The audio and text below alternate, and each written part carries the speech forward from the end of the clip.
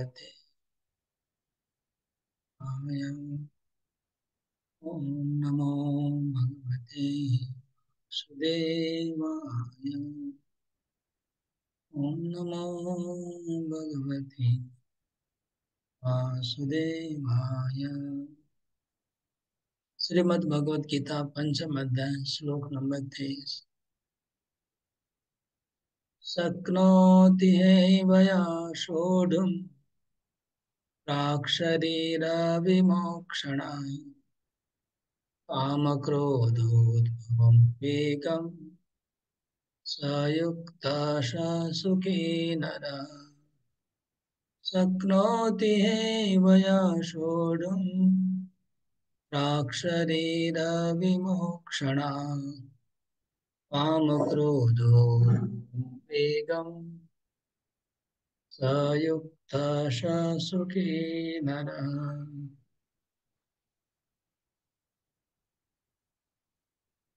अनुवाद अनुवाद হরে কৃষ্ণ প্রভু বলছি, এই দেহ ত্যাগ করার পূর্বে যিনি কাম ক্রোধ থেকে উদ্ভূত বেগ সহ্য করতে সক্ষম হন তিনিই যোগী এবং এই জগতে তিনিই সুখী হন।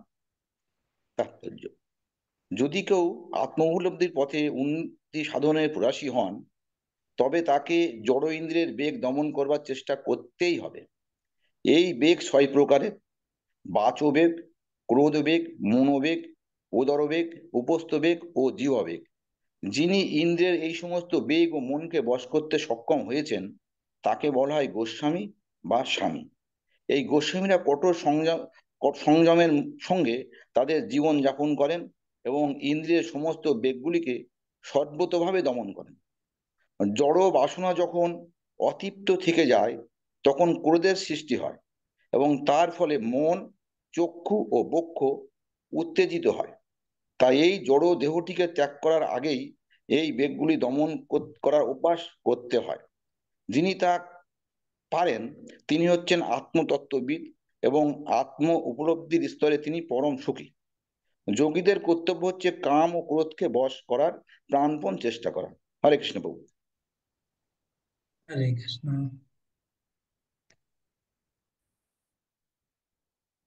ছটা বেগ, এটা তাৎপর্য লেখা আছে। এই শ্লোক জানে? ছটা বেগের শ্লোকটা কি বলুন? শ্লোকটা পুরো বলুন, শ্লোকটা পুরো বলুন। आचो बेगम मनुष्य क्रोधो बेगम जिह्वा बेगम उदरोपस्थो बेगम एतानो बेगानो जो विषय तो धीरो सर्वाम इमां पृथ्वी शिष्यते। হরি বল। ছটা বেগ এখানে কৃষ্ণ শ্লোকে দুটা বেগের কথা বলছে, কাম ক্রোধ ভবম বেগম। এই কাম আর ক্রোধ ছটা বেগের মধ্যে ইনক্লুড আছে, কাম আর ক্রোধের মধ্যে। তো আহ পিছনে শ্লোকে 22 নম্বর শ্লোকে ভগবান বললেন যে যেখানে আমরা ইন্দ্র তৃপ্তি করতে যাব সেটা দুঃখের কারণ। মানে ইন্দ্র তৃপ্তি যারা বুদ্ধিমান লোক তারা করেন না। জড় ইন্দ্র তৃপ্তি করতে গেলে দুঃখ উৎপন্ন হয়, তারা করেন না বুদ্ধিমান। এখানে বলছেন যে যে ব্যক্তি কাম আর ক্রোধের বেগ সহ্য করতে পারে, শক্নোতি এব সোডুম। সোডুম মানে সহ্য করা, দমন করার কথা বলছে না, সহ্য করার কথা। আর ওই রূপ গোস্বামীও সহ্য করার কথা বলছেন। एतान वेगान्यो विषहेत धीर। विषहेत, विषहेत মানে সহ্য করা। আর কৃষ্ণ সহ্য করার কথা বলছে। সহ্য করা আর দমন করার মধ্যে পার্থক্য আছে, তাই না? হ্যাঁ, পার্থক্য কি? একটা শত্রুকে দমন করা আর শত্রুকে সহ্য করা, দুটোর মধ্যে পার্থক্য বুঝতে পারেন কি? আপনার বাড়ির কাছে একজনের বাড়ি আছে, যে আপনার ধরুন শত্রু আছে, তখন তাকে দমন করবেন না তাকে সহ্য করবেন? দুটো এক না আলাদা? আলাদা। প্রতিবেশীকে দুটো আলাদা। প্রতিবেশীকে সহ্য করা মানে কি, আর প্রতিবেশীকে দমন করা মানে কি? কে বলতে পারবে? যে কেউ বলুন। বহু সহ্য করা মানে হচ্ছে বহু তাকে, সে যা করছে তাকে সেটা আমাকে সহ্য মানে মেনে নিতে হবে। আর আর দমন করা মানে তাকে, মানে তাকে আঘাত করা, মানে তাকে যাতে আর মানে আমাকে কিছু না বলতে পারে। তো সে আঘাত করে তাকে মানে মানে মারা, এরকম ধরনের দমন করা, মানে আঘাত করতে হবে তাকে। তো এই জন্য আহ, দুটোর মধ্যে এই পার্থক্য নে, এরকম। আমি আমি যেটা চাইছি সেটা আসছে না, এই শব্দটা আসছে না। ওকে, আর কি বলবে, প্রতিবেশীকে দমন করা মানে কি, আর প্রতিবেশীকে সহ্য করা মানে কি? তো বলবো, বলুন। নিষেধ কোথায়, সবার জন্য কোথায়? স- সহ্য করা মানে তার কোন রকম খারাপ আচরণ দেখে কোনো প্রতিবাদ না করে সেটা নিজের মানে মানে কোনো প্রতিবাদ না করে, কোনো বাধা সৃষ্টি না করে মেনে নেওয়া। আর দমন করা হচ্ছে তার কোনো কিছু দেখে সেটা রাগান্বিত হয়ে ক্রোধের মাধ্যমে তাকে আহ, মারা বা তার উপর একটা সৃষ্টি করা, এরকম। মানে আমার আমার শক্তি দিয়ে তাকে দমন করা। এনিওয়ে, আমি এক্স্যাক্টলি রাইট উত্তর পাচ্ছি না। যাই হোক, আমাকে বলতে হবে, আর যদি কেউ চেষ্টা করতে চায়। প্রতিবেশীকে দমন করা মানে প্রতিবেশীকে ওখান থেকে তাড়িয়ে দেওয়া, ওকে এরকম অত্যাচার করা ও পালিয়ে যাবে ছেড়ে। আর প্রতিবেশীকে সহ্য করা মানে সে প্রবলেম করছে, কিন্তু উম, সে প্রবলেমটা সহ্য করা, আপনার ক্ষতি না হবে এভাবে সহ্য করা, যাতে আমার কিছু ক্ষতি না হয় আর কি। তো এখানে ভগবান বলছে কাম আর ক্রোধকে সহ্য করতে, তার মানে কাম আর ক্রোধ মানে যাওয়ার লোক নাই, এটাই বোঝাচ্ছে। রাগ শরীর বিমোক্ষণাৎ, মৃত্যু পর্যন্ত থাকবে। কাম আর ক্রোধ এই দুইজন প্রতিবেশী আছে, আত্মার প্রতিবেশী। এরা মৃত্যু পর্যন্ত থাকবে, কেননা শরীর থেকে আসছে তো। শরীরটা তিন গুণ দিয়ে তৈরি। আমাদের শরীরটা তৈরি হয়েছে রজগুণ, তমগুণ, সতগুণ দিয়ে। তিন গুণ দিয়ে তৈরি, আর কাম ক্রোধ রজগুণ তমগুণ দিয়ে আসছে। তাই জন্য শরীর যতদিন থাকবে এরা থাকবে। এদেরকে তাড়ানো যাবে না, কিন্তু কি করতে হবে, সহ্য করা। সহ্য করা মানে এখানে যে তাদের দ্বারা প্রভাবিত না হওয়া, মানে তারা যেন আমাকে ডিফেন্ড করা আর কি, নিজেকে ডিফেন্ড করা, নিজেকে ওদের থেকে বাঁচানো। মানে আহ যেমন সহ্য করার একটা ভালো উদাহরণ আছে চুলকানি। হুম, চুলকানি যদি হয় কোনো মানুষের, তাহলে চুলকানি কি যে আপনি স্ক্র্যাচ করেন তো ভালো লাগবে, স্ক্র্যাচ করতে ইচ্ছা করবে। যত স্ক্র্যাচ করবেন এত চুলকানি বাড়তে থাকবে, বাড়তে থাকবে, বাড়তে থাকবে, বাড়তে থাকবে। যদি আপনার চুলকানি থেকে মুক্ত হতে চান, তাহলে একটাই উপায় হচ্ছে তার সহ্য করা। সহ্য করা মানে না চুলকানো।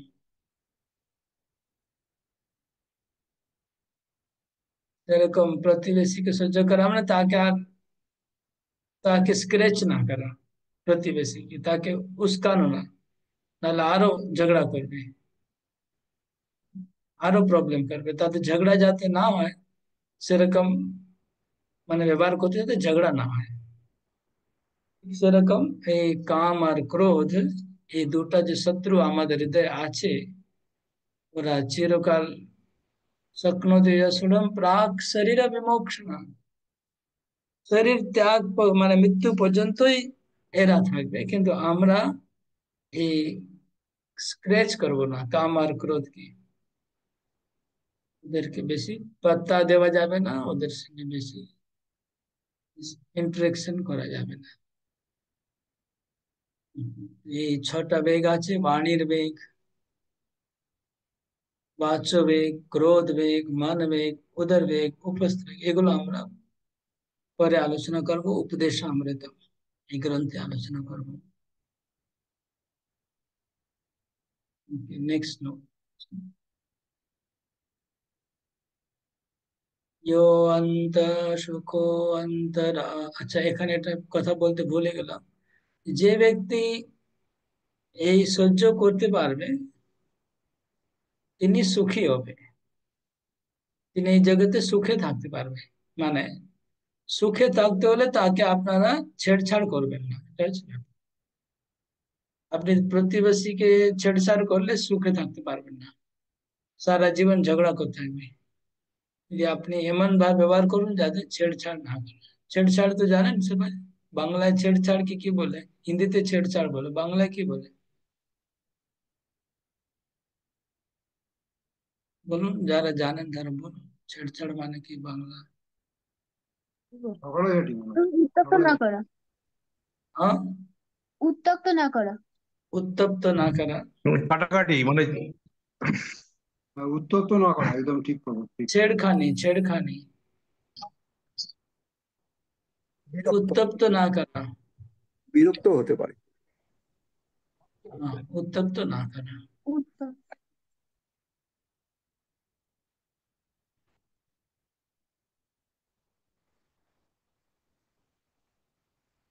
যেমন একটা সর্প আছে, সর্প শুয়ে আছে, যে আপনার তাকে গিয়ে নড়াচড়া করবেন তাহলে সে এসে ডিস্টার্ব করবে, নাহলে চুপচাপ পড়ে আছে, এরকম। তো যিনি এই কাম ক্রোধ দ্বারা তাকে সহ্য করতে পারবেন, কৃষ্ণ বলছেন তিনি এই জীবনে সুখী থাকতে পারবে। আর যার কাম ক্রোধ ডিস্টার্ব করছে সে কোনোদিন আর সুখী থাকতে পারবে না, সবসময় দুঃখী। 24 यो अंत सुखो अंतरारामो तथा अंतर्ज्योतिरेव य। स योगी ब्रह्म निर्वाणम् ब्रह्म भूतोऽधिगच्छति। यो अंत सुखो अंतरारामः तथा अंतर्ज्योतिरेव य। स योगी ब्रह्म निर्वाणम् ब्रह्म भूतोऽधिगच्छति।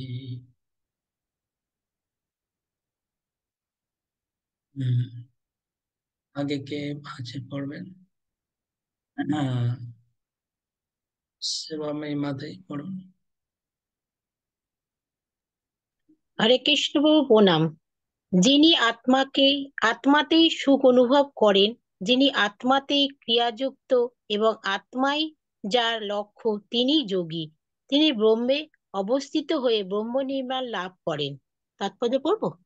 হুম, আত্মা যে সুখ আস্বাদন করেনি, সে অনিত্য সুখভোগের বাহ্য ক্রিয়াগুলোকে কিভাবে পরিত্যাগ করবে? জীবনমুক্ত পুরুষ যথার্থ অনুভূতিতে সুখ আস্বাদন করেন, তাই তিনি এক জায়গায় স্থির হয়ে বসেন, চিন্ময় চেতনার সাহায্যে জীবনের ক্রিয়াগুলিকে উপভোগ করতে পারেন। এই ধরনের মুক্ত পুরুষ কখনোই বাহ্য জাগতিক সুখের আকাঙ্ক্ষা করে না। এই অবস্থাকে ব্রহ্মবোধ বলে। তখন ভগবত ধামে ফিরে যাওয়ার সুনিশ্চিত হয়। হরে কৃষ্ণ প্রভু প্রণাম।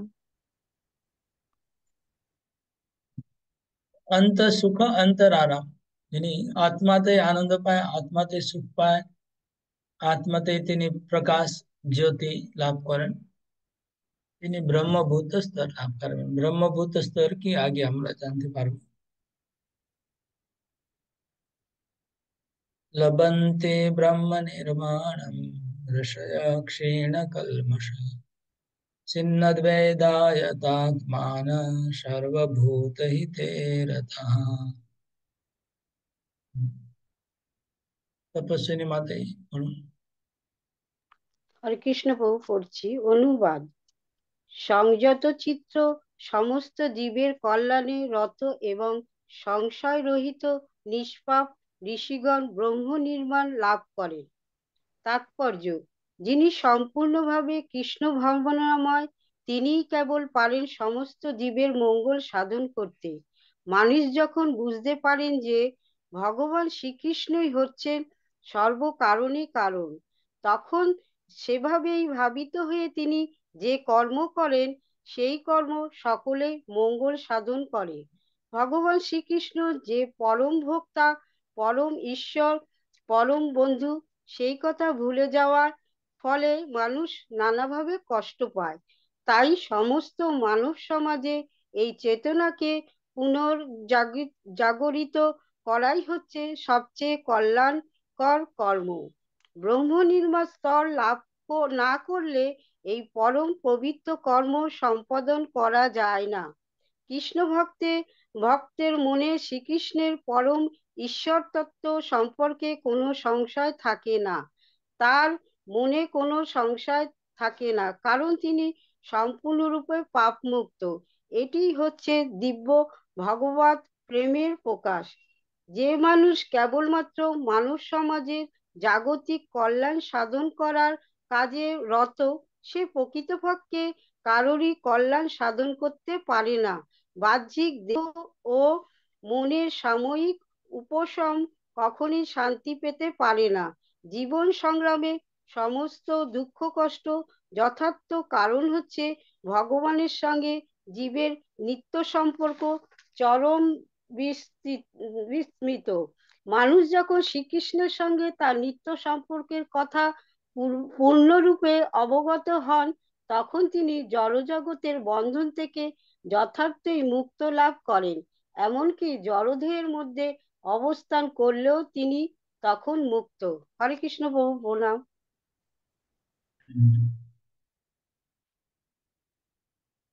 भवन्ति ब्रह्म निर्माणं ऋषयः क्षीणकल्मषः छिन्नद्वैता यथात्मा सर्वभूते दानव। যিনি সম্পূর্ণভাবে কৃষ্ণ ভাবনাময়, তিনি হচ্ছেন ঋষয় ক্ষীণ কলমষা। ক্ষীণ কলমষ যারা পাপ মুক্ত হয়ে গেছে, সমস্ত পাপ থেকে মুক্ত হয়ে গেছে। ছিন্ন দ্বেধা মানে তার সমস্ত সংশয় নষ্ট হয়ে গেছে, দ্বিধা নষ্ট হয়ে গেছে। আর যথাত্মানো তার তিনি সংযত চিত্ত হয়ে গেছেন। আর তিনি ব্রহ্মভূত স্তরে সর্বভূত সমস্ত জীবের প্রতি কল্যাণরত, তিনি ব্রহ্মভূত অবস্থা লাভ করবেন। লেখা আছে।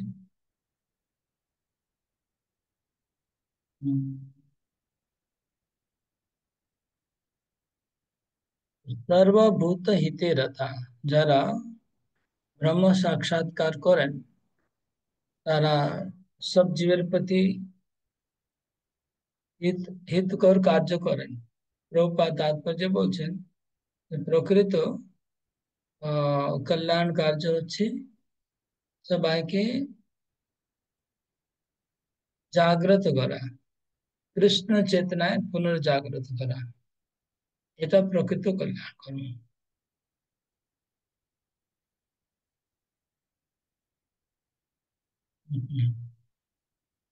তেমন কিছু নতুন পয়েন্ট দেখছি না, আগে চলে আছি। काम क्रोध विमुक्तानां यतीनां यत चेतसाम् अभीतो ब्रह्म निर्वाणं वर्तते विदितात्मनाम्। काम क्रोध विमुक्तानां यतीनां यत चेतसाम् अभीतो ब्रह्म निर्वाणं वर्तते विदितात्मनाम्।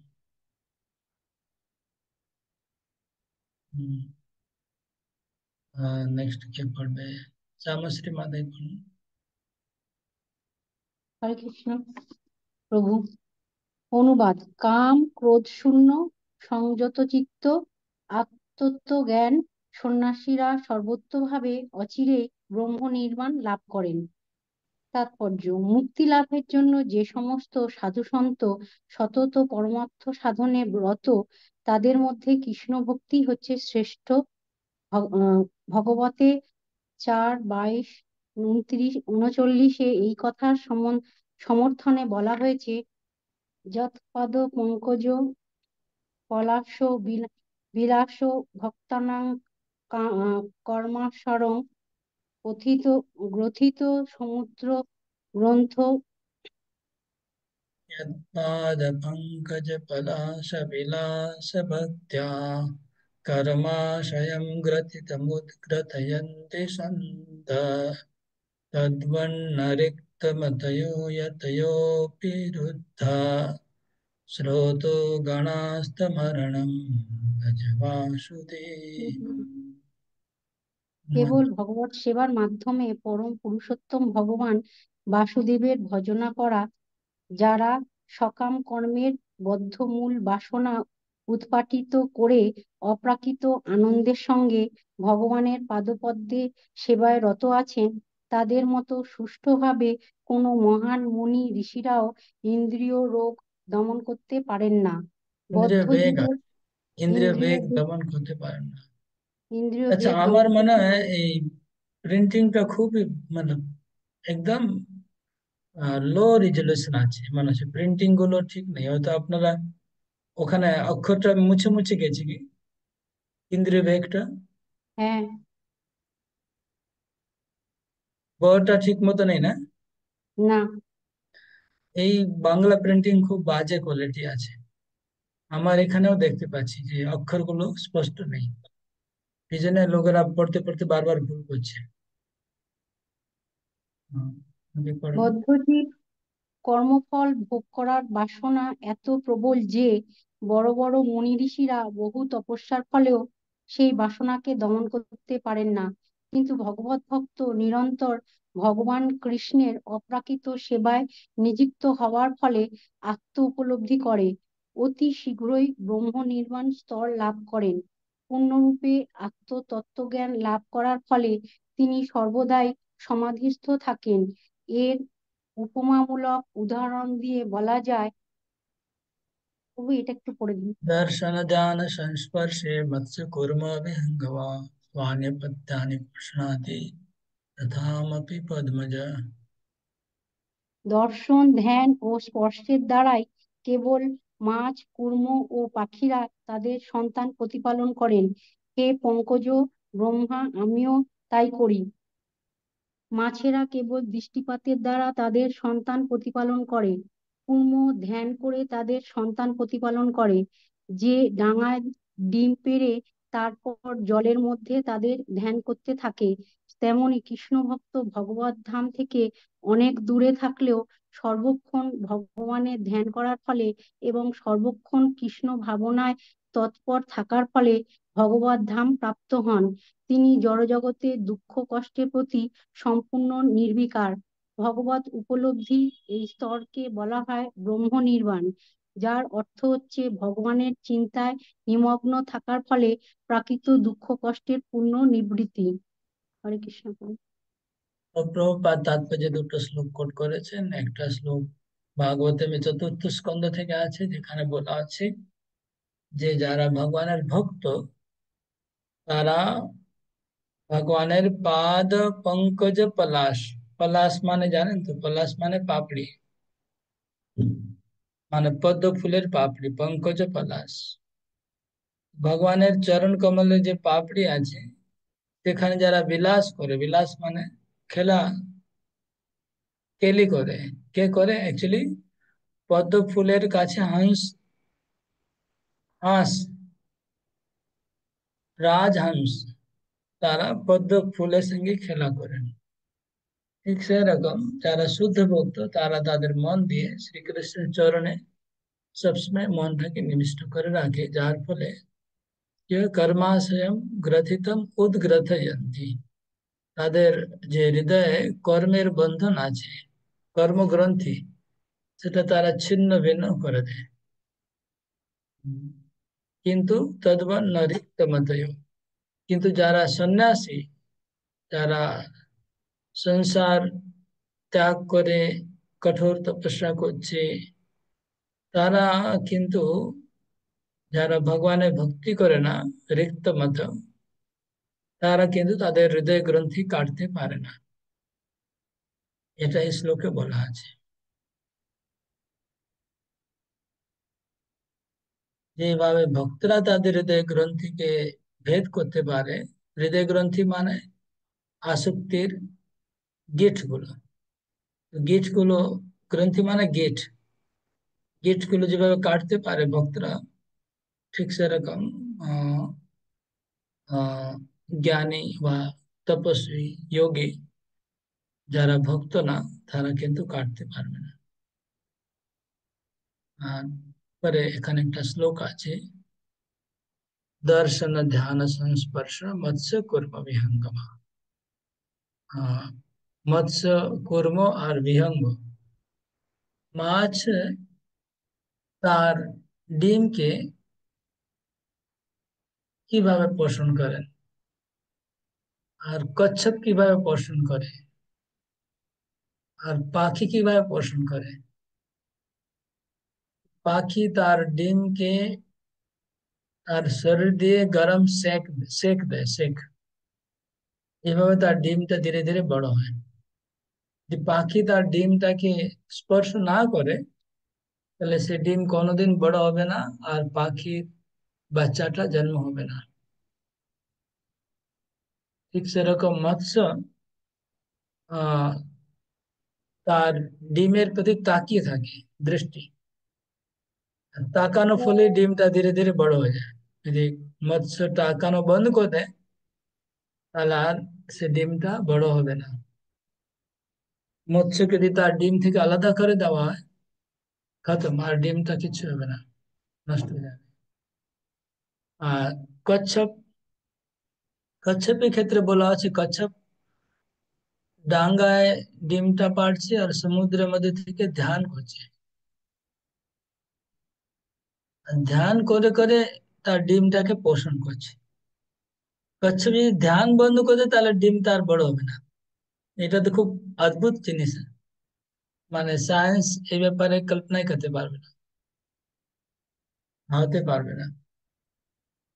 যাই হোক, ভগবানও ঠিক সেরকম তার ভক্তদেরকে, কিছু ভক্তদেরকে ভগবান স্পর্শ করে পালন করেন। যেমন প্রহ্লাদ মহারাজকে স্পর্শ করছে নরসিংহদেব, ধ্রুব মহারাজকে স্পর্শ করছে। কিছু ভক্তকে দর্শন দিয়ে পালন করেন, দৃষ্টিপাতের মাধ্যমে। আর আর কিছু ভক্তকে ভগবান ধ্যান করে পালন করেন। ভগবান অনেক দূরে আছেন, কিন্তু তার ধ্যান, মনটা হচ্ছে ভক্তের কাছে। যেসব ভক্তরা ভগবানের অহেতুকী নিঃস্বার্থ সেবা করছে, আর ভগবানের জন্য যারা কষ্ট করছে, ভগবানের খুশি করার জন্য, আর তার কোনো অন্য অভিলাষ নেই, আর কিচ্ছু ইচ্ছা নেই মনের মধ্যে, কেবল ভগবানকে খুশি করবে। তার কোনো টাকার লোভ নেই, কোনো মান প্রতিষ্ঠা সম্মান মান পূজা ইত্যাদি লাভ নেই, কোনো ইচ্ছা নেই। সে যদি ভগবানকে খুশি করার জন্য যদি কেউ কাজ করে, তাহলে তার ভগবান তার ধ্যান করেন। আর ভগবানের ধ্যানের দ্বারা সেই ভক্ত ধীরে ধীরে, যেমন ডিমটা বড় হচ্ছে, ঠিক সেরকম ভগবানের ধ্যানের দ্বারা ভক্তের ভক্তিটা ধীরে ধীরে ভক্ত প্রোগ্রেস করবে। এটা এই শ্লোকে লেখা আছে। ভগবান এইভাবে তার ভক্তদেরকে পালন করেন। যদিও তিনি দূরে আছেন, বৈকুণ্ঠে আছেন, কিন্তু দূরে থাকলেও কি হলো, তিনি সবসময় ভক্তের চিন্তা করছেন, চিন্তার মাধ্যমে পালন করছেন। স্পর্শান কৃত্বা বহির্বায়ান চক্ষুশ্চৈবান্তরে ভ্রু प्राणापानो कृत्वा नासाभ्यन्तरचारिणो यतेन्द्रिय मनोबुद्धिर्मुनिर्मोक्षपरायण विगते भय क्रोधो या सदा मुक्ते वशः।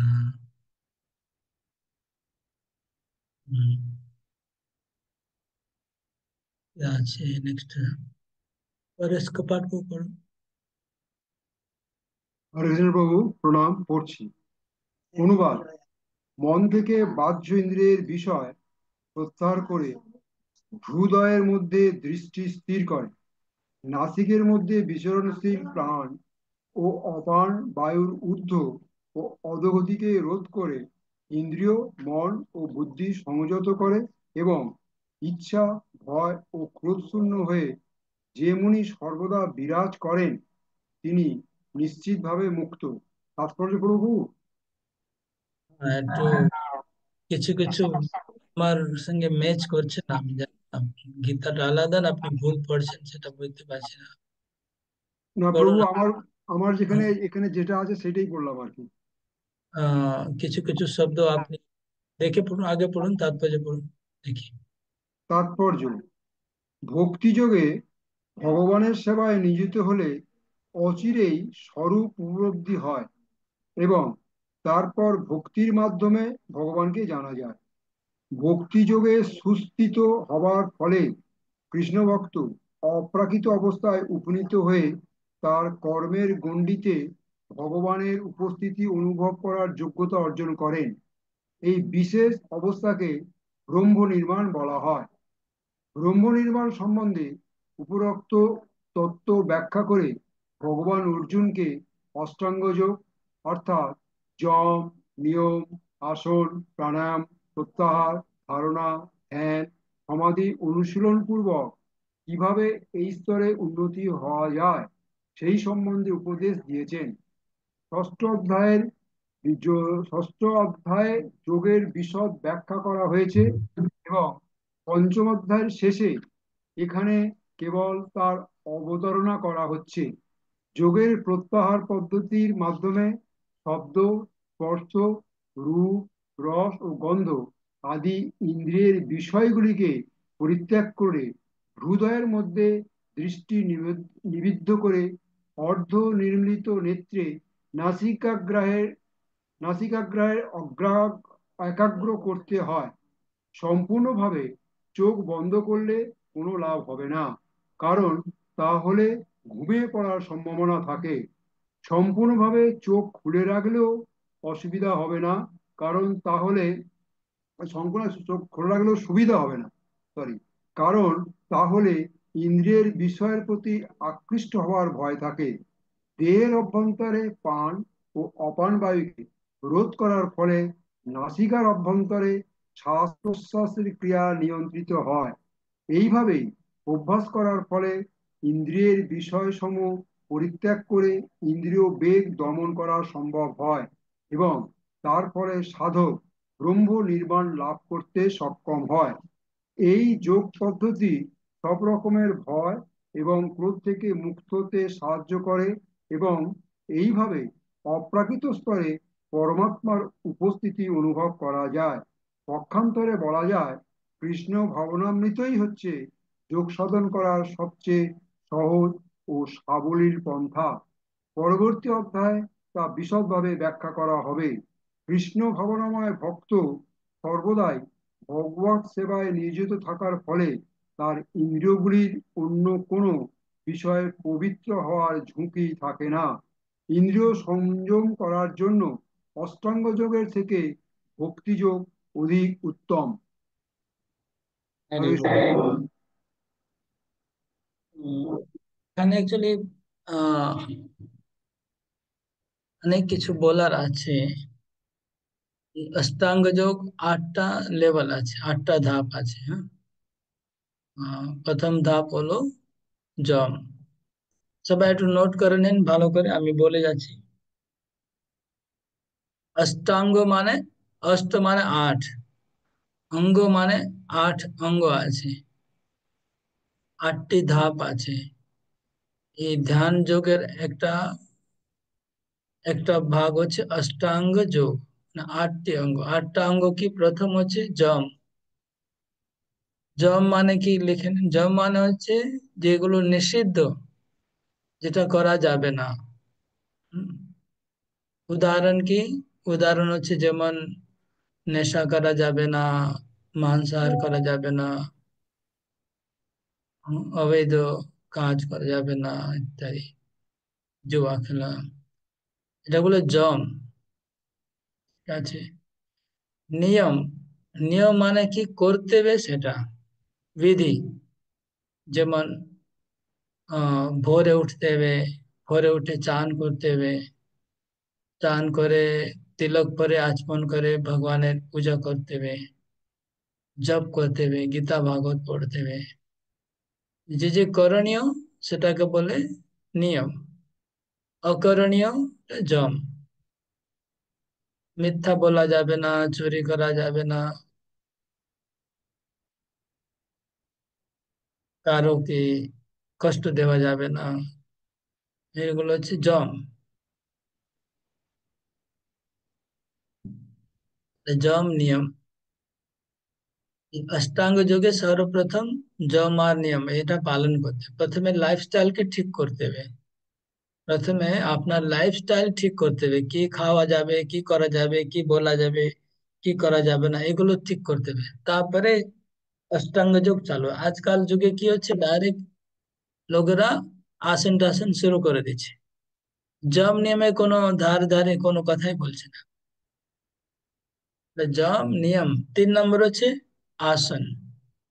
আসন মানে একটা পোস্টারে বসতে হয়, যেমন পদ্মাসন, हलासन, शीर्षासन, পশ্চিমোত্তাসন, সর্বাঙ্গাসন, অনেক রকম আসন আছে, যেটা আমরা যোগ ব্যায়ামে পড়ানো হয়।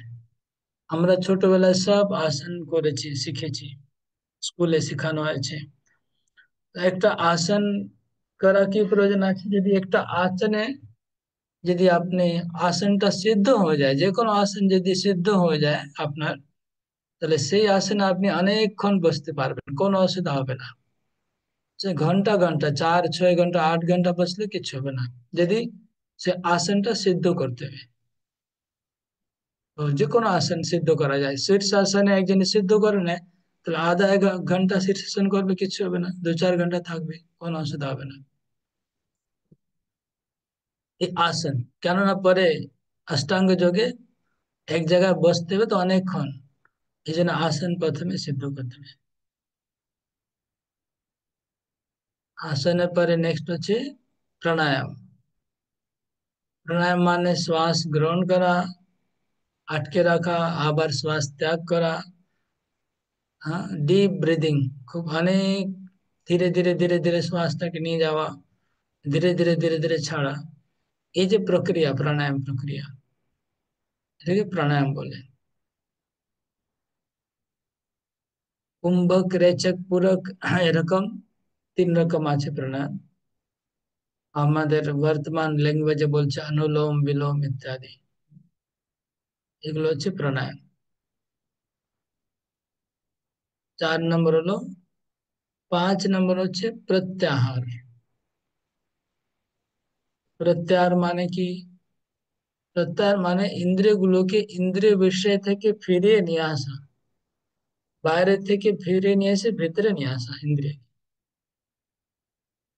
যেমন আমরা উম মানে চোখটা, মানে যেরকম আমরা একটা কোনো ঘোড়া আছে বা গরু আছে, তাকে আমরা গোচারণ করতে পাঠালাম, তারপরে সময় হলে ওরা ঘোড়াটা ফিরে আসবে তার জায়গায়, খুঁটিতে এসে বেঁধে দেওয়া হবে, আবার গাভীও ফিরে এসে আবার খুঁটিতে চলে আসবে, বিচরণ করে করে আবার চলে আসবে। এরকম ইন্দ্রিয়গুলোকে ফিরত নিয়ে আসা বাইরে থেকে, আর ভিতরে খুঁটিতে আমাদের হৃদয়ে ভিতরে বেঁধে দেওয়া। আর ইন্দ্রিয় বাইরের কথা কিছু দেখবে না, বাইরের কথা শুনবে না, শুনেও আওয়াজ আসছে কিছু তার কানে ঢুকবে না, কোনো দেখা যাচ্ছে সবকিছু কিন্তু তিনি দেখবে না, এটাকে বলে প্রত্যাহার।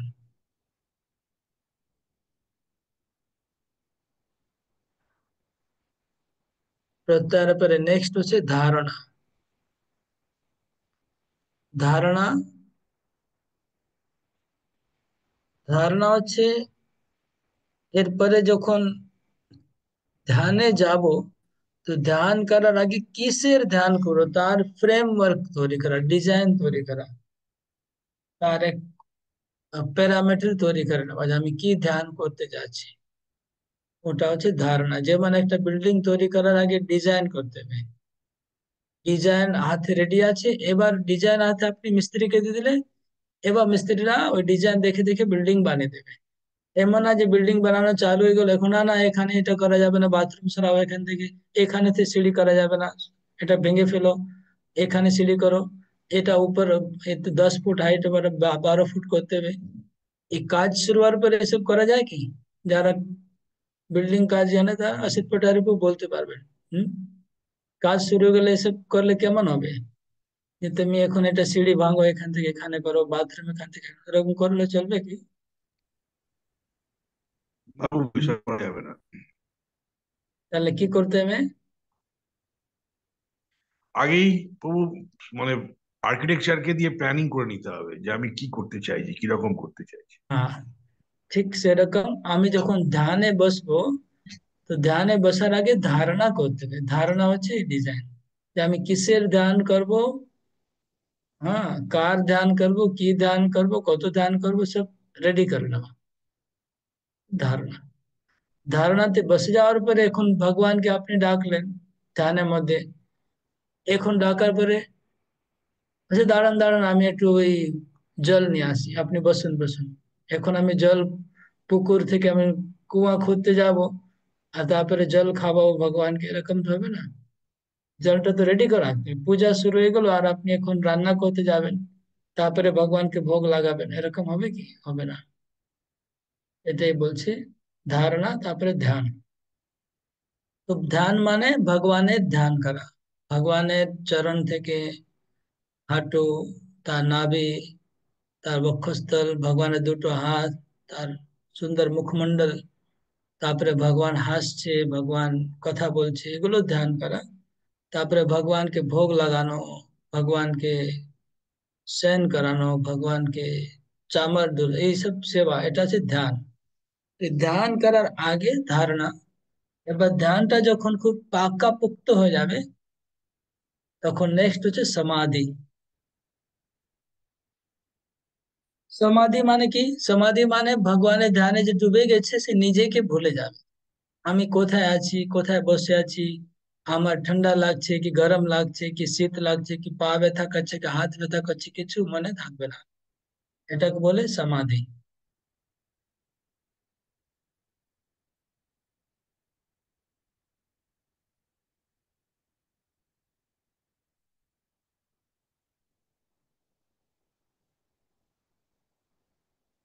ওকে, তো এই 8টা স্টেজ সেবা বুঝতে পেরেছেন? এখন আমি জিজ্ঞেস করলে বলতে পারবেন কি? ওকে, প্রথম এক একটা আমি 8 জনকে 8টা প্রশ্ন করব, এক এক জনকে এক একটা জিজ্ঞেস করব, একটাই বলবেন, দুটো বলবেন না, আর গুলিয়ে ফেলবেন না। একটা জিজ্ঞেস করলে আরেকটার সঙ্গে জড়িয়ে দেবেন না, সেপারেট সেপারেট, যেমন আমি বললাম সেরকম বলতে হবে। ঠিক আছে, এক একটা জিজ্ঞেস করছি সবাইকে। ওকে, জম, জম মানে কি কেশব জানা প্রথম? क्या क्या नहीं करना কি কি করতে হবে না প্রভু মানে আহ, যেমন আমাদেরকে নেশা করা যাবে না, অনেকগুলো নিয়ম আছে যেগুলো করা যাবে না, সে তার মানে হলো জম। ওকে, রাইট, জম। আর নকুল হরিপ্রভু বলুন নিয়ম কি? নিয়ম, নিয়ম। আনমিউট করতে পারছি না, দেরি করছে তো। দেরি করলে হবে না, আমি আর কাউকে জিজ্ঞেস করবো তাহলে। স্বপ্না রয়। হরে কৃষ্ণ প্রভু। যারা করণীয়, যারা করণীয় সকালে ওঠা, যারা হুম, যারা করণীয় কি হয়ে গেল? যা করণীয় সকালে ওঠা। তার মানে বোঝেন নেই, ও পড়ে পড়ে বলছেন। পড়ে পড়ে বলছে, বুঝতে পারছে না যে যারাকে যাহা করে দিচ্ছে। ওকে, আর কি আছে? जब नियम, नियमটা কি শ্যামকান্ত মাতাজি? হরে কৃষ্ণ প্রভুজি। নিয়ম মানে হলো বিধিবিধানের পালন করা, যেমন আমাদের সকালে আমরা উঠি, তারপরে তিলক করা, আচমন করা, ভগবানের পূজা করা, আরতি করা, এগুলো মানে যা যা আমাদের করা উচিত সেগুলো করা নিয়ম মানে। 3 নম্বর কি আছে সোমনাথ প্রভু? आसन, जैसा हम्म। वज्रासन है, पद्मासन है, उष्टासन है, ये आसन। क्या उद्देश्य है पूरा बोली, आसन क्यों करते हैं, কেন করছি আমরা আসন বলুন? আসন করছে প্রভু আমাদের শরীরের জন্য। এক একটা আসনটা করছি এক একটা, শরীরের জন্য করছি? কি না না, বলছি? এটা তো পুরো দুনিয়া বলছে, আপনি ওটাই আবার বলছেন। আসন এতদিন তো শরীরের জন্য করে এসছেন, এখন ভক্তিতে এসছেন, এখন কিছু অন্য কিছু ব্যাপার করুন। হ্যাঁ। ওকে, আসেন কেন করছি, কে বলছে? দুইজন হাত তুলেছে, শুধুই মাথায় বলুন। কেশব জগন্নাথ। তো আসনটা এই এই জন্যই করা হচ্ছে যে যে কোনো একটা ধরো পদ্ম আসনে যদি আমি বসে অনেকক্ষণ ধরে সেই অভ্যাসটা করি, ধরুন জবই করছি যদি পদ্ম আসনে বসে বা কোনো প্রবচন শুনছি, যদি অনেকক্ষণ বসার অভ্যাস করি, যদি আমরা 7-8 ঘন্টা একভাবে বসে থাকি, তাহলে আমাদের কোনো রকম মানে কষ্ট ফিলিংস হবে না। রাইট। আসন সিদ্ধ হয়ে গেলে আমরা অনেকক্ষণ বসতে পারবো, কিছু প্রবলেম হবে না, 4-6 ঘন্টা কোনো ডিস্টার্ব হবে না। নালে যদি আসন সিদ্ধ প্র্যাকটিস না থাকলে কি হবে, এই 5-5 মিনিট এখানে হাত লাগাবে, ওখানে হাত লাগাবে, এই জল খেতে হবে, ওখানে কি হচ্ছে, ও কইছে, একটু মোবাইল দেখি, এই চঞ্চল মন থাকবে। সব সময় মনটা কিছু না কিছু হাত পা নড়তেই থাকবে, নড়তেই থাকবে। যাদের আসন সিদ্ধ হয়ে গেছে তারা একদম একদম বসে থাকে, কিছু করবেন না। ওকে, নেক্সট স্টেজ কি আছে? বলুন, পরেশ কপাট বলুন, নেক্সট কি আছে? বাবু প্রাণায়াম। হুম, প্রাণায়াম মানে মানে তো বলুন। প্রাণায়াম মানে হচ্ছে আমাদের শ্বাস গ্রহণ করতে হবে, এবং শ্বাস গ্রহণ করা ছাড়া এটাকেই প্রাণায়াম বলে। হুম, আর কি? শ্বাস তো সবাই গ্রহণ করছে, পশু পাখি সবাই গ্রহণ করছে, তো প্রাণায়াম হচ্ছে নাকি সবাই? আমাকে এত বলাচ্ছেন কেন, নিজে নিজে বলতে পারেন না? আমি চাচ্ছি কম বলতে, আমার গলা ব্যথা করছে, যত কম বললে ভালো। তো আপনারা আমাকে জবরদস্তি ও বলে। বলবো, হ্যাঁ বলুন।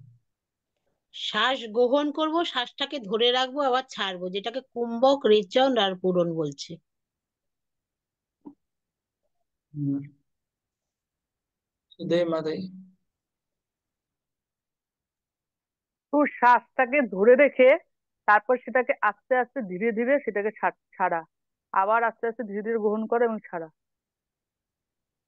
ওকে, আমরা অনেক ভক্তরা হয়তো জীবনে কোনদিন করেননি এরকম মনে হচ্ছে আপনাদের কথাগুলো শুনে। কোনোদিন আসন করেননি, প্রাণায়াম করেননি, এমনি মানে পশুর মতোই জীবন বড় হয়ে গেছে নাকি? প্রাণায়াম মানে হচ্ছে ডিপ ব্রিদিং, খুব ধীরে ধীরে ধীরে ধীরে শ্বাস নিয়ে শ্বাসটা ভিতরে ভর্তি হয়ে যাবে, তারপর আবার ধীরে ধীরে ছাড়া। এই সাধারণ জিনিস, অনুলোম বিলোম বলে, কুম্ভক রেচক তাকে বলে। নেক্সট, প্রত্যাহার মানে কি বলুন, শ্যামশ্রী মাতা। হরে কৃষ্ণ। প্রত্যাহার মানে হচ্ছে আমি ইন্দ্রিয়গুলোকে বাইরে সবকিছুই দেখবো কিন্তু কোনো কিছুই ভেতরে নেব না, ইন্দ্রিয়গুলোকে আবার ভেতরে গুটিয়ে নিয়ে আসবো, এটাই হচ্ছে প্রত্যাহার। রাইট, যেমন আমরা গরুকে ঘুরিয়ে নিয়ে আসি বাইরে থেকে ভিতরে, ওরা ভিতরে চলে আসে, সেরকম ইন্দ্রিয় গুলোকে বাইরে থেকে ভিতরে, আউটওয়ার্ড থেকে ইনওয়ার্ড করতে হবে। মানে সবকিছুই দেখবে কিন্তু কিছুই ভেতরে নেবে না। বহির্মুখ থেকে ইন্দ্রিয়কে অন্তর্মুখ করতে হবে।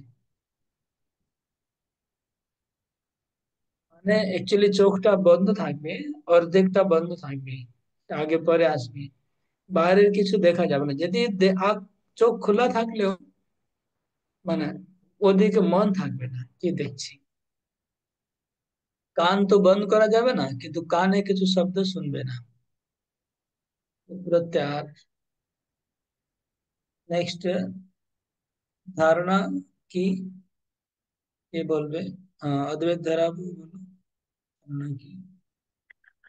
প্রভু, ধারণা, আমি কি ধ্যান করব সেই সম্বন্ধে আমাকে একটা ধারণা তৈরি করতে হবে। ঠিক যেমন একটা বিল্ডিং তৈরি করার আগে আমরা ডিজাইন রেডি করে নিই যে কিভাবে বিল্ডিংটা হবে, সিঁড়ি কোথায় হবে, তার টয়লেট কোথায় হবে, কোথায় ডাইনিং হবে, কিভাবে ডিজাইন করে নিই। ঠিক আমি কি নিয়ে ধারণা করব, কি নিয়ে ধ্যান করব, সেটা ডিজাইন প্রস্তুত করাটাকে বলা হবে ধারণা। হরে কৃষ্ণ প্রভু। নেক্সট, স্টেজ কি আছে রঞ্জিত চৌধুরী বাবু?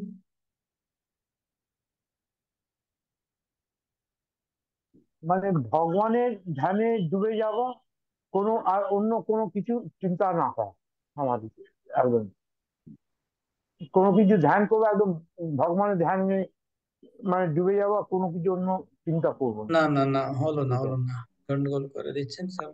ভালো করে লেখেন। স্বপ্নারয় মাঝি বলুন,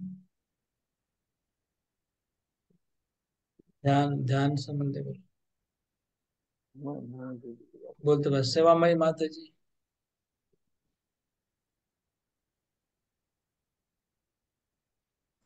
আনমিউট বলবো করতেই বলবো ধ্যানে বাবু? বসে ভগবানের চরণ থেকে মুখ এবং সবকিছুই দর্শন করবে এবং ভগবানের ধ্যানে মগ্ন থাকবে। ওকে, ভালো করে লেখেন, মোটামুটি বলেছি। Okay. সমাধি, সমাধি কি কে কে শুনেছে? পার্থ মালিক মানে এখন এসেছেন। রোহিণী কুমার, সমাধি মানে কি? ধ্যান আর সমাধি দুটোই বলো। তো ওই নাসিকার অগ্রভাগে দৃষ্টিকে স্থির রেখে ভগবানের চরণ যুগল থেকে মুখমণ্ডল পর্যন্ত দর্শন করাটাকে ধ্যান আর সমাধির মধ্যে ধরা হয়। পুরো ভুল, পুরোটাই ভুল। কেননা আমি তো নাসিকার অগ্রভাগে দৃষ্টি রাখা এসব তো সব আগেই হয়ে গেছে। এখানে ঢুকাচ্ছ কেন তুমি? এখানে শুধু ধ্যানের কথা বলবে, সমাধির কথা বলবে। আর সমাধির কথা বেশি বলো না তুমি, যেটা আসল বলতে আমি যেটা জিজ্ঞাসা করছি সেটা বলো। সমাধি মানে কি? আশ্রিত শ্যামা, হ্যাঁ প্রভু, লিখছো না? ধ্যান নোট হচ্ছে করো। বলো। ধ্যান হচ্ছে ভগবান, যেটা আমরা ধারণা করেছি সেইটাকে ধ্যান করা, যে ভগবানের চরণ, তারপর জানু, তারপর কোমর, তারপর বক্ষস্থল, তারপর মুখমণ্ডল। আর এই ধ্যান করতে করতে যখন আমরা আমাদের স্থিতি উপলব্ধি করতে পারবো না, যেমন আমাদের গরম লাগছে না ঠান্ডা লাগছে সেটা আমরা বুঝতে পারছি না, আমাদের কোথাও ব্যথা হচ্ছে কিনা সেটা আমরা বুঝতে পারছি না, তখন হচ্ছে সেটা সমাধি স্তর হবে। মানে বাহ্যিক, বাহ্য জগৎ থেকে আমি ইচ্ছে নেই। চলে যাব, অন্তর জগতে ডুবে যাবো। সমাধি মানে কি? সমাধি তো আপনারা শুনেছেন অনেক সময়, মানুষ কি হয় অচেতন মতো হয়ে যায় না, বাইরে হুম। বাইরে অচেতন মতো হয়ে যাচ্ছে কিন্তু ভিতরে চেতন চলছে, ভগবানকে দেখছে, ওটা হচ্ছে সমাধি।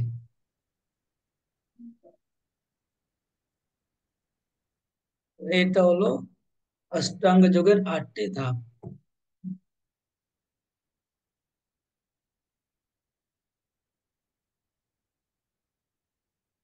ওকে, এখন এটা সবাই লিখে রাখবেন ভালো করে। এটাই পরে ষষ্ঠ হতে আবার আলোচনা হবে। ভোক্তারম যজ্ঞ তপ, 9টা বেজে গেছে, শ্লোক বাকি থেকে গেল।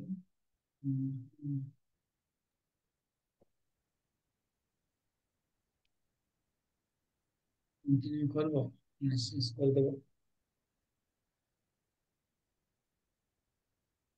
শ্লোকটা পাঠ করে নি নাকি? এটা হয়ে যাক প্রভু। ভোক্তারম যজ্ঞ তপসাম, এই শ্লোকটা মুখস্থ করতে হবে সবাইকে। 22 আর 29 নম্বর শ্লোক, ভেরি ভেরি ইম্পর্টেন্ট। भोक्तारं यज्ञतपसां सर्वलोकमहेश्वरं सुहृदं सर्वभूतानां ज्ञात्वा मां शान्तिमृच्छति। भोक्तारं यज्ञतपसां सर्वलोकमहेश्वरं सुहृदं सर्वभूतानां ज्ञात्वा मां शान्तिमृच्छति। धन्यवाद धन्यवाद धन्यवाद। समकंद माते अनुवाद करो। अनुवाद था। হরে কৃষ্ণ। আমাকে সমস্ত যজ্ঞ ও তপস্যার পরম ভোক্তা, সর্বলোকের মহেশ্বর এবং সমস্ত জীবের সুহৃদ রূপে জেনে যোগীরা জড় জগতের দুঃখ দুর্দশা থেকে মুক্ত হয়ে শান্তি লাভ করেন। তাৎপর্য পড়ুন। মায়ার দ্বারা আচ্ছন্ন হয়ে বদ্ধ জীব এই জড় জগতে শান্তির অন্বেষণ করে, কিন্তু ভগবদ গীতার এই অংশে বর্ণিত শান্তি লাভের যথার্থ পন্থার কথা তারা জানে না। শান্তি লাভের সবচেয়ে শ্রেষ্ঠ নীতি হচ্ছে ভগবান শ্রীকৃষ্ণ হচ্ছেন সমস্ত কর্মের ভোক্তা, এটি উপলব্ধি করা। তাই মানুষের কর্তব্য হচ্ছে ভগবানের সেবায় সবকিছু উৎসর্গ করা, কারণ তিনি হচ্ছেন সমস্ত গ্রহলোকের এমনকি দেবতাদের অধীশ্বর। তার চেয়ে শ্রেষ্ঠ আর কেউ নেই। শিব, ব্রহ্মা আদি শ্রেষ্ঠ দেবতারাও তার অনুগত ভৃত্য। বেদে শ্বেতাশ্বতর উপনিষদ 6.7 ভগবানকে বলা হয়েছে তমীশ্বরানাম পরমম মহেশ্বরম। মায়ার দ্বারা মোহাচ্ছন্ন হয়ে জীব সব কিছুর উপর আধিপত্য করার প্রয়াসী হয়, কিন্তু প্রকৃতপক্ষে সে ভগবানের মায়ার অধীন। ভগবান শ্রীকৃষ্ণ হচ্ছেন মায়াধীশ, কিন্তু জীব জড়া প্রকৃতির কঠোর নিয়মের দ্বারা আবদ্ধ। এই সরল সত্যটিকে উপলব্ধি করতে না পারলে ব্যক্তিগতভাবে অথবা সংঘবদ্ধভাবে কোনো মতেই এই সংসারে শান্তি লাভ করা সম্ভব নয়। কৃষ্ণ ভাবনার অর্থ হচ্ছে যে ভগবান শ্রীকৃষ্ণই হচ্ছেন পরমেশ্বর এবং আর সমস্ত জীব এমনকি বড় বড় দেবতারাও হচ্ছেন তার অনুগত ভৃত্য। এই পরম সত্যকে উপলব্ধি করতে পারলেই পূর্ণ শান্তি লাভ করা যায়। ভগবদ গীতার এই পঞ্চম অধ্যায়ে কৃষ্ণ ভাবনামৃত বা কৃষ্ণ ভক্তির ব্যবহারিক ব্যাখ্যা করা হয়েছে, যাকে সাধারণত কর্মযোগ বলা হয়। কর্মযোগ কিভাবে মুক্তি প্রদান করতে পারে মনোধর্ম প্রসূত এই যে প্রশ্ন, তার উত্তর এখানে দেওয়া হয়েছে। কর্মযোগের অর্থ হচ্ছে পূর্ণ জ্ঞানে ভগবান শ্রীকৃষ্ণের পরমেশ্বরত্ব সম্বন্ধে অবগত হয়ে তার সেবায় কর্ম করা। এই কর্মযোগ ও জ্ঞানযোগ অভিন্ন। কৃষ্ণ ভাবনামৃত হচ্ছে সাক্ষাৎ ভক্তিযোগ, আর জ্ঞান যোগ হচ্ছে ভক্তিযোগে অধিষ্ঠিত হওয়ার একটি পন্থা বিশেষ। কৃষ্ণ ভাবনামৃতের অর্থ হচ্ছে পরম তত্ত্বের সঙ্গে আমাদের সম্পর্কের কথা পূর্ণরূপে অবগত হয়ে তার সেবায় কর্ম করা, এবং এই ভাবনার পূর্ণতা আসে ভগবান শ্রীকৃষ্ণ সম্বন্ধে পূর্ণ জ্ঞান লাভ করার মাধ্যমে। শুদ্ধ আত্মা ভগবানের অবিচ্ছেদ্য অংশরূপে তার নিত্য দাস। মায়াকে ভোগ করবার বাসনার ফলে সে মায়ার সংসর্গে আসে এবং সেটি তার নানা রকম দুঃখ কষ্ট ভোগের কারণ। যতক্ষণ সে জড়ের সংসর্গে থাকে ততক্ষণ সে জাগতিক আবশ্যকতা অনুযায়ী কর্ম করতে বাধ্য হয়। কিন্তু কৃষ্ণ ভাবনামৃতের বিশেষত্ব হচ্ছে এই যে প্রকৃতির গণ্ডির মধ্যে থাকলেও তা মানুষকে পারমার্থিক জীবন দান করে, কারণ জড় জগতে ভক্তির অভ্যাস করলে জীবের চিন্ময় স্বরূপ পুনর্জাগরিত হয়। ভক্তি মার্গে উত্তরোত্তর উন্নতি সাধনের অনুপাতে মায়ার বন্ধন থেকে মুক্তি লাভ হয়। ভগবান কোনো জীবের প্রতি পক্ষপাতিত্ব করেন না। সব কিছু নির্ভর করে ইন্দ্রিয় নিগ্রহ ও কাম ক্রোধ দমন করার জন্য কৃষ্ণ ভাবনাময় হয়ে ব্যবহারিক কর্তব্য পালন করার উপর। এই সমস্ত বিকারগুলি নিগ্রহ করে কৃষ্ণ ভাবনামৃত লাভ করলে বাস্তবিক পক্ষে অপ্রাকৃত স্তর এবং ব্রহ্ম নির্বাণ লাভ করা যায়। অষ্টাঙ্গ যোগের পরম লক্ষ্য হচ্ছে এই কৃষ্ণ ভাবনামৃত লাভ করা। তাই কৃষ্ণ ভাবনামৃতে অষ্টাঙ্গ যোগ আপনা থেকেই সাধিত হয়ে যায়। যম, নিয়ম, আসন, প্রাণায়াম, প্রত্যাহার, ধারণা, ধ্যান ও সমাধি অভ্যাসের দ্বারা ধীরে ধীরে প্রগতি হয়। কিন্তু ভক্তি যোগের প্রারম্ভেই এই সব কয়টিতে সিদ্ধি লাভ করা যায়। তাই একমাত্র ভক্তি যোগী মানুষকে প্রকৃত শান্তি দিতে পারে ভক্তি যোগী জীবনের পরম প্রাপ্তি। হরে কৃষ্ণ। অনেক বড় তাৎপর্য আছে। তাৎপর্য প্রথম লাইনে প্রভুপাদ বলছেন যে সবাই শান্তির অন্বেষণ করছে। তো শান্তির যথার্থ পন্থা এখানে বলা হয়েছে, শান্তি লাভের নীতি এখানে বলা হয়েছে, এটাকে বলে শান্তি সূত্র। এই শ্লোকটা হচ্ছে শান্তির সূত্র। তিনটা জিনিস যদি আমরা জানতে পারি তাহলে আমরা পরম শান্তি লাভ করব। তিনটা জিনিস কি? প্রথম হচ্ছে ভগবান কৃষ্ণ, তিনি হচ্ছেন আমরা যত রকম যজ্ঞ করছি, যজ্ঞ মানে কর্ম, যত রকম কর্ম করছি আমরা, যে কোনো কর্ম করছি, সে কর্ম কিন্তু কর্মের প্রকৃত ভোক্তা হচ্ছে ভগবান।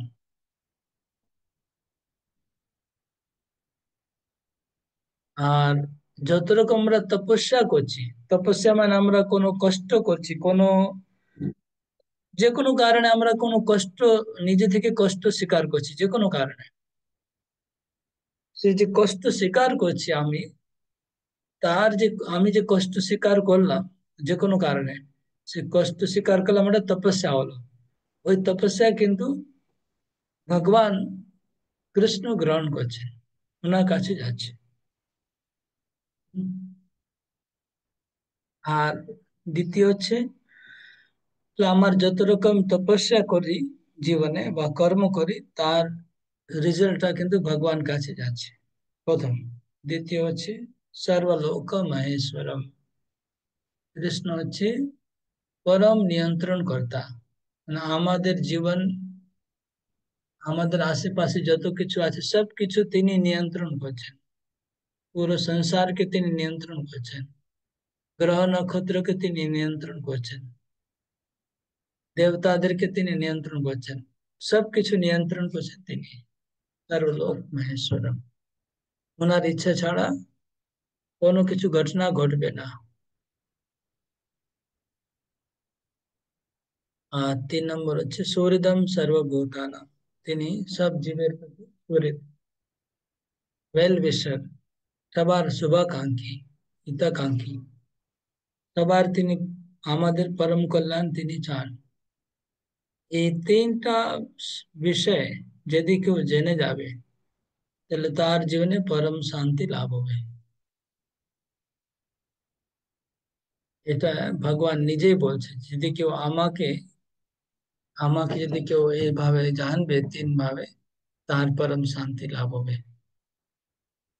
তো আমার প্রশ্ন হচ্ছে, আপনার মধ্যে কেউ উত্তর দিতে পারবেন?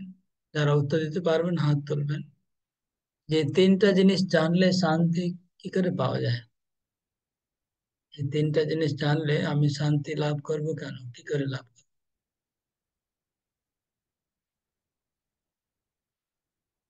কেউ উত্তর দেবে? যদি আমি তিনটা জিনিস জেনে যাই তাহলে আমার শান্তি পাবো কিভাবে? বলুন মাথায়।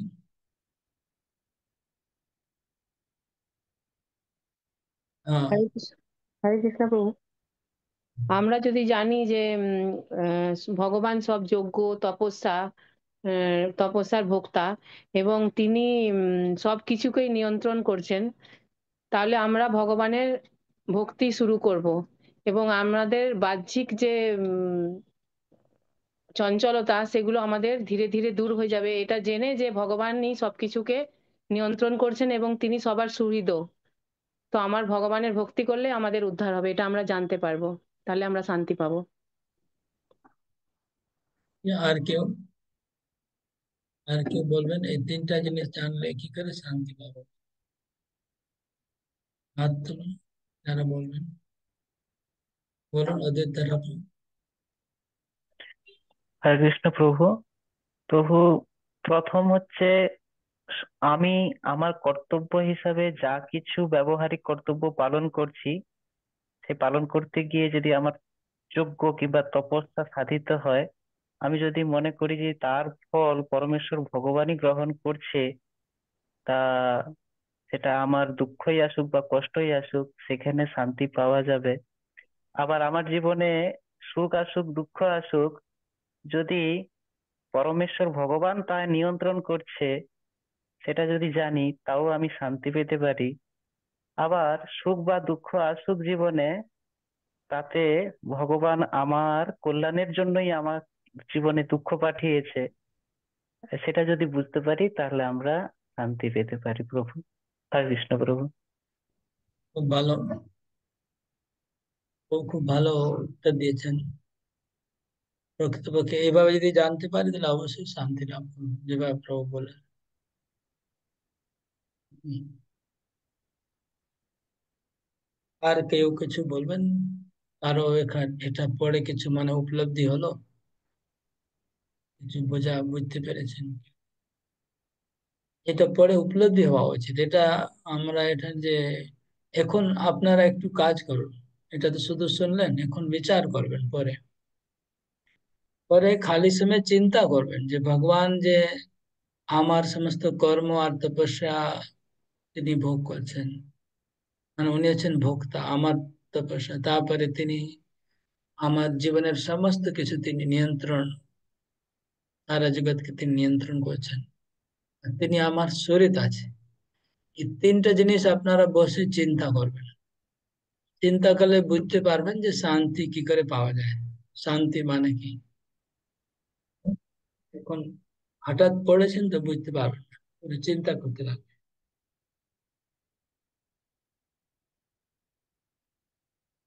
আপনি আজকে এখানে রাখবো আমরা, আর অ্যাটেন্ডেন্স নিয়ে নিচ্ছি।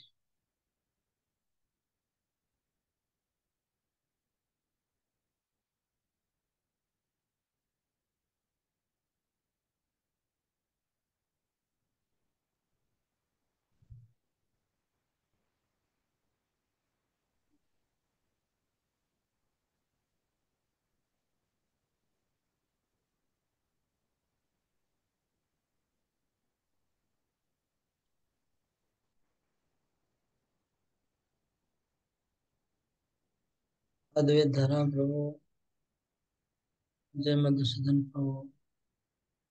अखिलनाथ आज के नहीं एब्सेंट আছে, अमिया पाल, असित पुटारे प्रभु, असित श्यामा,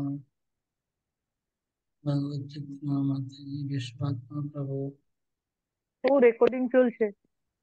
अच्छा अच्छा, एक मिनट, रिकॉर्डिंग बंद करके भूल गए।